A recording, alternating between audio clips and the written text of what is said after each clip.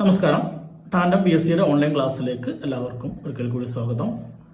നമ്മൾ ജോഗ്രഫിയിൽ കഴിഞ്ഞ ക്ലാസ്സിൽ ഇന്ത്യയുടെ ലാറ്റിറ്റ്യൂഡിനൽ എക്സ്റ്റൻഷൻ പറഞ്ഞിട്ടുണ്ടായിരുന്നു. അതേപോലെ ലോഞ്ചിറ്റ്യൂഡിനൽ എക്സ്റ്റൻഷൻ ജസ്റ്റ് ഒന്ന് തുടങ്ങി വെച്ചിട്ടുണ്ടായിരുന്നു അല്ലേ. ഇനി അതുമായിട്ട് ബന്ധപ്പെട്ട കുറച്ച് കാര്യങ്ങളാണ് നമ്മൾ ഇന്നത്തെ ക്ലാസ്സിൽ നോക്കാൻ പോകുന്നത്. ഇന്ത്യയിലെ വ്യത്യസ്ത ടൈം സോണുകൾ സ്വാതന്ത്ര്യത്തിന് മുമ്പും ശേഷവും ഒക്കെ കീപ്പ് ചെയ്തിട്ടുണ്ടായിരുന്നു. അതുമായിട്ട് ബന്ധപ്പെട്ട ഇന്ത്യൻ സ്റ്റാൻഡേർഡ് ടൈമുമായിട്ട് ബന്ധപ്പെട്ട കുറച്ച് കാര്യങ്ങളാണ് നമ്മൾ ഇന്നത്തെ ക്ലാസ്സിൽ ഡിസ്കസ് ചെയ്യാൻ പോകുന്നത്. ഞാൻ നേരത്തെ കഴിഞ്ഞ ക്ലാസ്സിൽ പറഞ്ഞതുപോലെ തന്നെ വളരെ ഇമ്പോർട്ടൻ്റ് ആയിട്ടുള്ള ബേസിക് ആയിട്ടുള്ള കാര്യങ്ങളാണ്. ഈ കാര്യങ്ങൾ മനസ്സിലായി കഴിഞ്ഞാൽ ഇതിൻ്റെ ബാക്കിയുള്ള കാര്യങ്ങൾ നിങ്ങൾക്ക് മനസ്സിലാവുകയുള്ളൂ. അതുകൊണ്ട് തന്നെ നല്ല ശ്രദ്ധ കൊടുത്തുകൊണ്ട് മനസ്സിലാക്കേണ്ട ഒരു ക്ലാസ് ആണത്. പ്രത്യേകിച്ച് SS ഭാഗത്ത് ജോഗ്രഫി എന്ന് പറയുന്നത് കുറച്ചുകൂടി മനസ്സിലാവാൻ പ്രയാസമുള്ള ഒരു ഭാഗമാണ്. അതുകൊണ്ട് തന്നെ കുറച്ചൊന്ന് നല്ല ശ്രദ്ധ കൊടുത്തുകൊണ്ട് ഈ കാര്യങ്ങൾ മനസ്സിലാക്കണം. നന്നായി ശ്രദ്ധിച്ചു കഴിഞ്ഞാൽ വളരെ സിമ്പിളായിട്ട് മനസ്സിലാക്കാൻ പറ്റുന്ന ഒരു ടോപ്പിക്കാണിത്. ടൈം സോൺസ്, എങ്ങനെയാണ് ഈ ടൈമിന്റെ വ്യത്യാസം വരുന്നത് എന്നുള്ള കാര്യങ്ങളൊക്കെ നമ്മളൊന്ന് മനസ്സിലാക്കി വെക്കേണ്ടതുണ്ട്. പ്രത്യേകിച്ച് ഡിഗ്രി ലെവൽ എക്സാം ആയതുകൊണ്ട് കുറച്ചുകൂടി നമ്മൾ ആയത്തിൽ ഈ ടൈം സോണുകളൊക്കെ എങ്ങനെയാണ് വന്നത്, എങ്ങനെയാണ് ഈ ടൈം സോണുകൾ തമ്മിലുള്ള വ്യത്യാസങ്ങൾ ഉണ്ടാകുന്നത് എന്നൊക്കെ നമുക്ക് മനസ്സിലാക്കി വെക്കേണ്ടതുണ്ട്.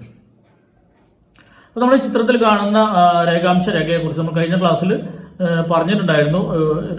നമ്മൾ ഏറ്റവും പടിഞ്ഞാറ് വശത്തു കൂടി കടന്നു പോകുന്ന 68 ഡിഗ്രി 7 മിനിറ്റ് ഈസ്റ്റ് ലോഞ്ചിറ്റ്യൂഡ്, അരുണാചൽ പ്രദേശിലൂടെ കടന്നു പോകുന്ന 97 ഡിഗ്രി 25 മിനിറ്റ് ഈസ്റ്റ് ലോഞ്ചിറ്റ്യൂഡ്. എങ്ങനെയാണ് ഈ ഈസ്റ്റ് വരുന്നത് എന്നൊക്കെ ഞാൻ കഴിഞ്ഞ ക്ലാസ് പറഞ്ഞിട്ടുണ്ടായിരുന്നു. നമുക്ക് മനസ്സിലായിട്ടുണ്ടാവുമെന്ന് വിചാരിക്കുന്നു. അതായത് നമ്മൾ പ്രൈം മെറീഡിയന്റെ 0 ഡിഗ്രി രേഖാംശ രേഖയുടെ ഈസ്റ്റ് സൈഡിലാണ് ഇന്ത്യ നിലകൊള്ളുന്നത്. അതുകൊണ്ട് തന്നെ പടിഞ്ഞാറ് വശത്തു കൂടി, ഇന്ത്യയുടെ പടിഞ്ഞാറ് വശത്തു കൂടി കടന്നു പോകുന്ന രേഖാംശ രേഖയാണെങ്കിലും കിഴക്ക് വശത്തു കൂടി കടന്നു പോകുന്ന രേഖാംശ രേഖയാണെങ്കിലും രണ്ടും ഈസ്റ്റ് ചേർത്തിട്ടാണ് പറയാം. അപ്പൊ എന്തുകൊണ്ടാണ് ഒന്ന് ഈസ്റ്റ് ഒന്ന് വെസ്റ്റ് അല്ല വേണ്ടതെന്നൊക്കെ ആരെങ്കിലും സംശയം ഉണ്ടെങ്കിൽ ഓർത്ത് വെക്കുക. നമ്മളിത് പ്രൈം മെറീഡിയന്റെ ഈസ്റ്റിലാണ് ഇന്ത്യ നിലകൊള്ളുന്നത് എന്തുകൊണ്ടാണ് ഇവിടെ ഈസ്റ്റ് ഉപയോഗിക്കുന്നത്. ഓക്കെ, അപ്പോൾ 68 ഡിഗ്രി 7 മിനിറ്റ് ഈസ്റ്റിനും 97 ഡിഗ്രി 25 മിനിറ്റ് ഈസ്റ്റിനും ഇടയിലാണ് ഇന്ത്യയുടെ രേഖാംശീയ സ്ഥാനം എന്ന് നമുക്ക് മനസ്സിലായി. ഏകദേശം ഇതിന്റെ ഒരു ഡിഫറൻസ് നോക്കുകയാണെങ്കിൽ 30 ഡിഗ്രിയുടെ വ്യത്യാസം, ഏകദേശം ഒരു 29 പോയിന്റ് സംതിങ്, ഒരു റൗണ്ട് ചെയ്ത് പറഞ്ഞു കഴിഞ്ഞാൽ ഒരു 30 ഡിഗ്രിയുടെ വ്യത്യാസം ഇന്ത്യയുടെ പടിഞ്ഞാറ് അറ്റവും ഇന്ത്യയുടെ കിഴക്കേ അറ്റവും തമ്മിൽ ഉണ്ട്. അപ്പൊ നമ്മൾ പറഞ്ഞു ഇന്ത്യയുടെ സ്റ്റാൻഡേർഡ് സമയം കണക്കാക്കുന്നത് എങ്ങനെയാണ്. ഈ സെൻട്രലിൽ കൂടി കടന്നു പോകുന്ന ഡോട്ടർ ലൈൻസ് നിങ്ങൾ ശ്രദ്ധിച്ചാൽ അറിയാം. 82 ഡിഗ്രി 30 മിനിറ്റ് ഈസ്റ്റ് ആണ് ആ സെൻട്രലിലൂടെ കടന്നു പോകുന്ന ഡോട്ടർ ലൈൻസ്. ഡോട്ടർ ലൈൻസ് ആണ്, മാറിപ്പോകരുത്. അത് 82 ഡിഗ്രി 30 മിനിറ്റ് ഈസ്റ്റ് ആണ്. ഇതാണ് ഇന്ത്യയുടെ സ്റ്റാൻഡേർഡ് ടൈം കണക്കാക്കുന്നത്. ഇത് ബേസ് ചെയ്തിട്ടാണ്. അപ്പൊ നമുക്കറിയാം ഇന്ത്യയുടെ സ്റ്റാൻഡേർഡ് ടൈം എന്ന് പറയുന്നത് GMTയേക്കാൾ എത്ര കൂടുതലാണ്? 5 മണിക്കൂർ 30 മിനിറ്റ് കൂടുതലാണ്. ഇത് എല്ലാവർക്കും അറിയുന്ന കാര്യമായിരിക്കും. GMTയേക്കാൾ 5 മണിക്കൂർ 30 മിനിറ്റ്. PSC ഇടയ്ക്കിടയ്ക്ക് ചോദിക്കുന്ന ഒരു ചോദ്യമാണത്.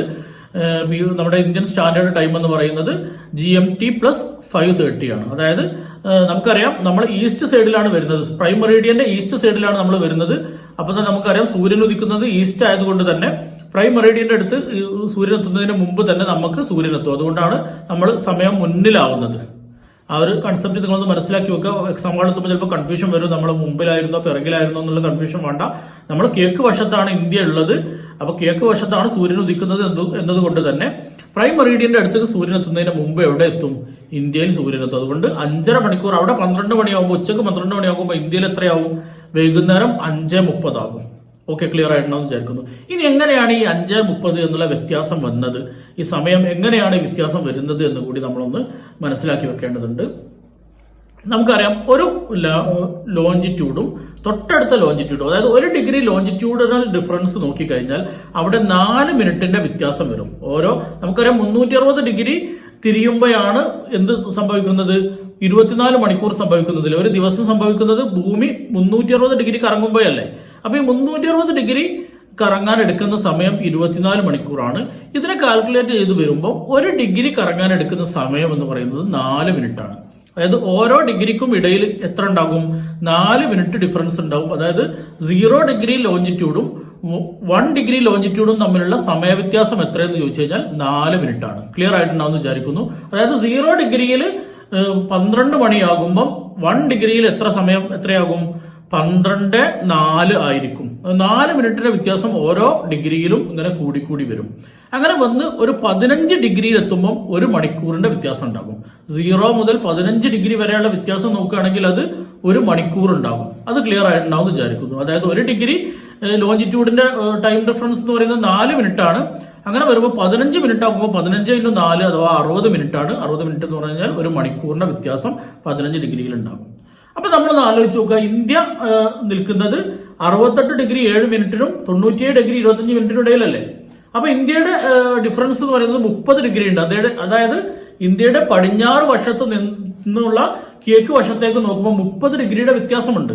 അപ്പൊ സ്വാഭാവികമായിട്ടും 15 ഡിഗ്രിയിൽ തന്നെ 1 മണിക്കൂർ സമയ വ്യത്യാസം വരുന്നത് കൊണ്ട് ഇവിടെ 30 ഡിഗ്രി എന്ന് പറയുമ്പോൾ 2 മണിക്കൂറിന്റെ വ്യത്യാസം വേണ്ടേ? ഗുജറാത്തും അരുണാചൽ പ്രദേശും നോക്കുമ്പോൾ 2 മണിക്കൂർ വ്യത്യാസം വേണ്ടേ? ചോദ്യം നിങ്ങൾക്ക് ക്ലിയർ ആയിട്ടുണ്ടാവും എന്ന് വിചാരിക്കുന്നു.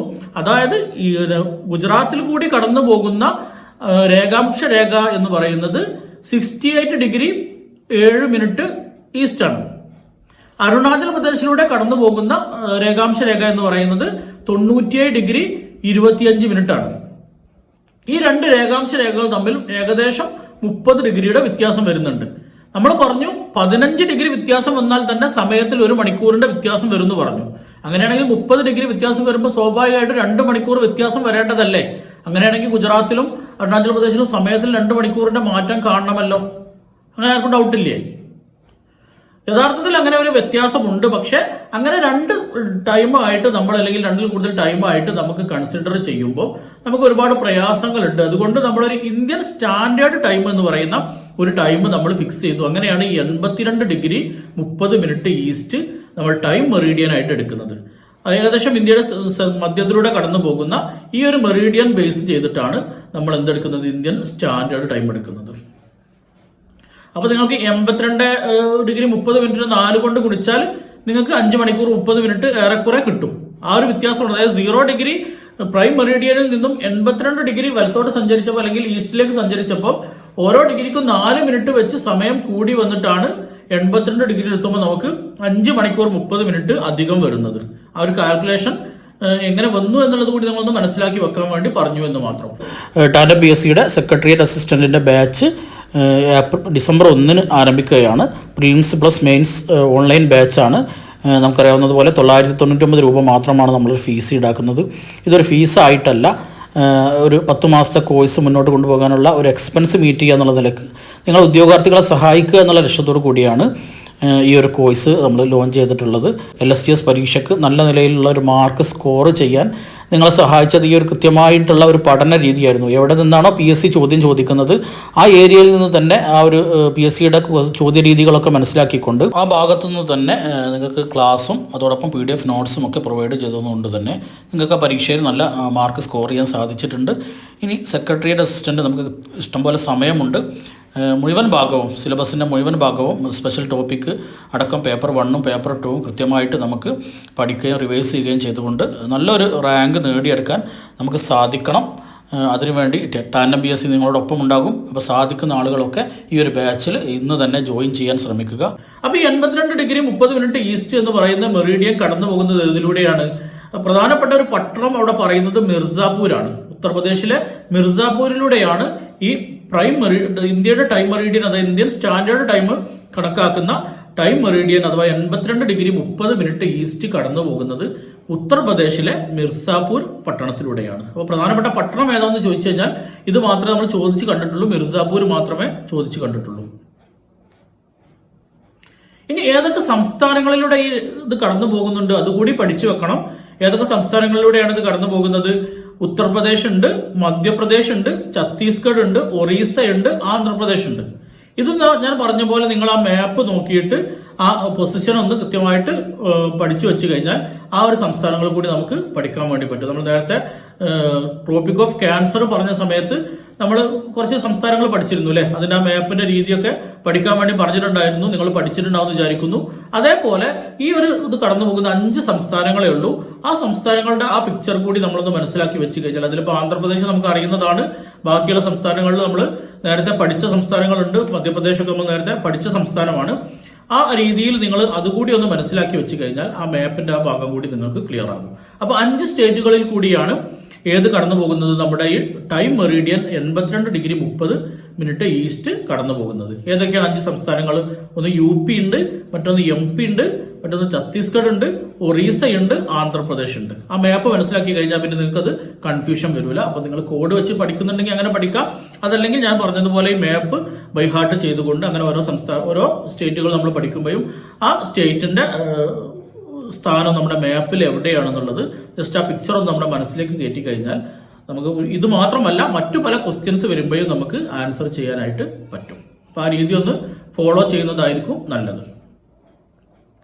അപ്പൊ ഇന്ത്യയിലെ ടൈം ഡിഫറൻസ് എന്തുകൊണ്ടാണ് നമ്മൾ കാൽക്കുലേറ്റ് ചെയ്യാത്തത് എന്നുള്ളത് നമ്മൾ പറഞ്ഞു കഴിഞ്ഞു.